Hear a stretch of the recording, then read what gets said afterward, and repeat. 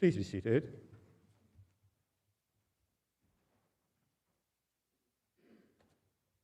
This morning, I want to move away from the gospel reading that we've been hearing for the past couple of weeks, and perhaps return to it next week.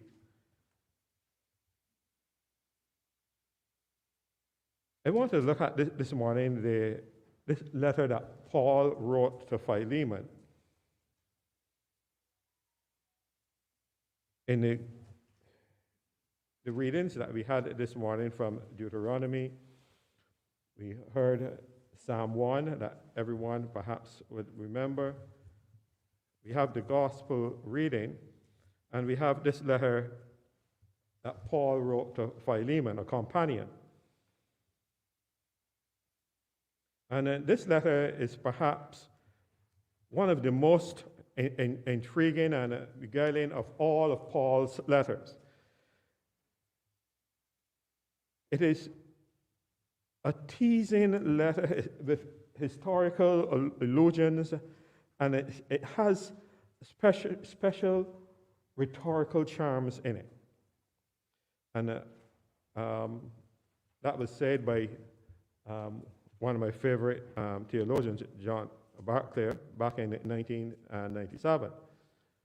And Philemon is a text in search of a context. There are, of course, some things that we may know about the situation. We hear that Paul is in prison, not only physical prison, but he's in prison for Christ. And we know that from what Paul said to us here, and perhaps what he said earlier in the text coming to us from Colossians, that Philemon was a key leader in a house church somewhere in Asia Minor. And Onesimus was, I want to use the term here, a servant, and not necessarily a slave. The slave in the Western context starts to conjure a negative context. So the slave that we are hearing that Onesimus is here, he's not anyone in chains or bound. He's actually a slave. Paul goes on to say that in the end he is useful.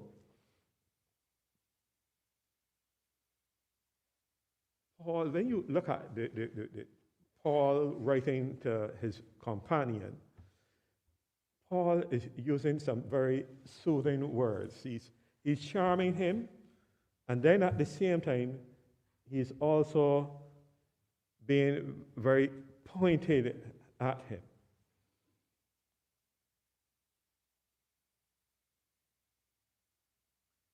It is very clear in this reading that Paul's letter is a plea for Philemon and his community to embrace Onesimus and to welcome him as he would welcome Paul himself. And so, beyond these details, there's a lot of guesswork going on as people in the past used to flesh out this particular text. And it had this negative connotation about Onesimus being this runaway slave. And perhaps, as other theologians might have guessed, we never know if Philemon might have been treating him negatively. And if someone is treating you negatively, what do you do? Talk to me. If someone is treating you negatively, someone you love, and yet they continue to treat you negatively, what do? You run away, you move on. And so perhaps this is what the situation that existed, and Onesimus ran away. And he went to Paul. And Paul understood his situation. Paul was very pastoral. And Paul responded by embracing him. And Paul realized the talent that he had, and he became useful for Paul. This fugitive slave scenario is a situational theory that was introduced during the patristic period. And it took root primarily because of Chrysostom's support. However, modern theology has moved away from that thinking, and other theologians today embrace the whole concept of love as we look at it. There's a fresh thought to this whole thinking about this runaway slave. When we look at the situation, any of us in our own situation, perhaps being treated badly, would run away from the situation. Think about it in your jobs, and you're in the workplace. You don't like what is happening. You share it with the HR or whoever is in charge, and they're not listening to you. You obviously would move on. In relationships as well, as we try to encourage persons to stay in relationships and to work out the situations, but it comes a time when you have to move on. It forces you to move on in any relationship, not let's say a spousal relationship, but whatever relationship you may have.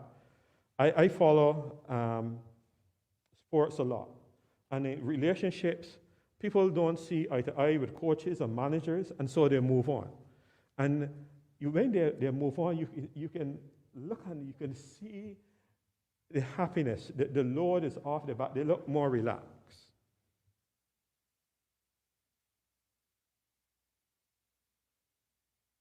Onesimus finds himself in a similar situation. He moves on. He finds himself in the company of Paul.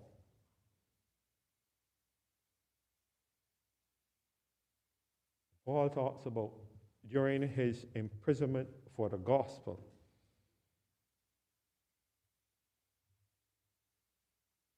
As he is in prison, and Onesimus comes to be part of that situation, Paul uses his skills. And perhaps Paul nourishes him. And he becomes perhaps more mature to deal with more situations.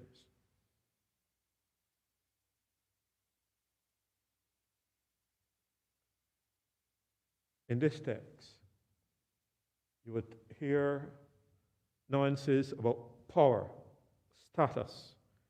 You will hear about resources, and right through socially constructed storylines.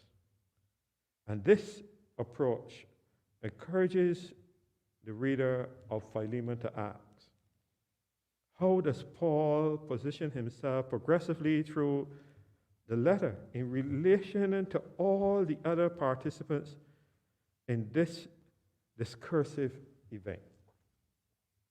How does this in turn position them in relation to him and each other? In general, what are the normative presuppositions expressed in the letter regarding authority, power, entitlement, obligation, and other social expectations that form and limit what each participant may say or do?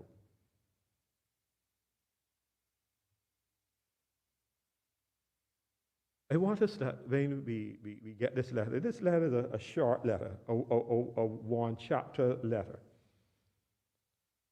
But it is so impactful in Paul's writing that as he writes it, he is very crafty in his presentation.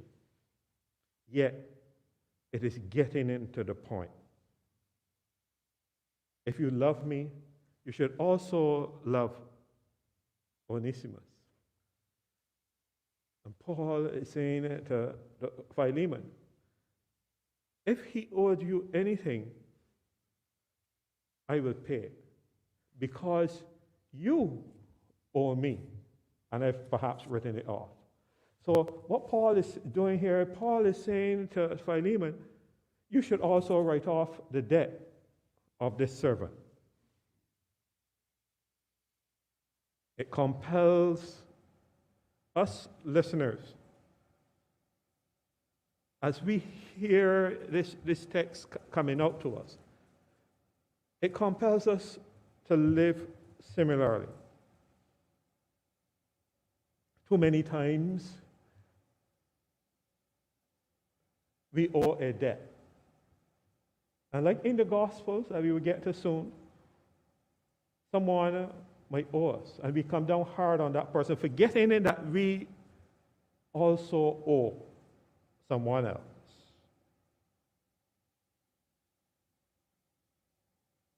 Paul, in reassuring the readers as we listen to his text,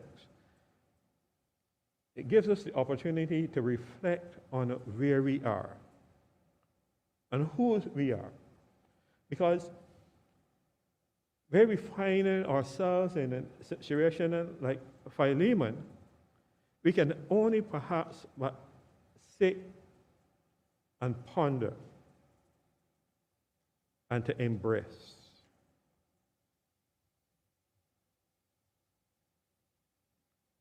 When we look at this text, it provides for us the opportunity to be open to the other, to hear the complaints of the other. And you know, and I'll end perhaps with this one, that it happens a lot in families, especially with teenagers, as they are discovering in themselves and they have a particular opinion, and they share their opinion with their parents or their other siblings, and they not necessarily see the opinion of the teenager or that young college student or that young college grad. But perhaps as we hear what the situation that went on in this letter that Paul wrote to Philemon, we could perhaps find ourselves at times in these places, not opening up enough to listen, to understand where the other person is coming from. Paul, in writing to Philemon, is describing for us today a situation that we all perhaps would have encountered in life.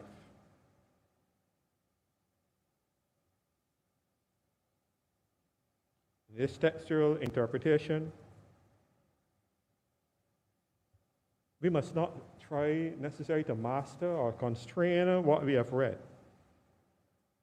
But we must approach this reading with an open mind, with open hearts, and being open-hearted, with an open mind, we become open to love. To love those who do not necessarily share our similar opinions, but yes, to hear them, to listen to them, and to understand their position. And in the end, to welcome them back into the fold. We have a situation within the Episcopal Church and ACNA where persons left because, in my opinion, there was not enough listening to. Not enough compassion, not enough persons understanding the other. However, there is still that open door of welcoming back to the fold, or the moving on. As we embrace this text, I encourage us this morning to understand the characters, the Philemons, the Onesimus, the Pauls, and to be open-hearted, to be understanding in our loving and our caring one for the other. Let us, like Paul, as we understand the gospel, understanding that the gospel calls for us to love one another wherever the other person may be, that we would embrace love one for the other. Amen.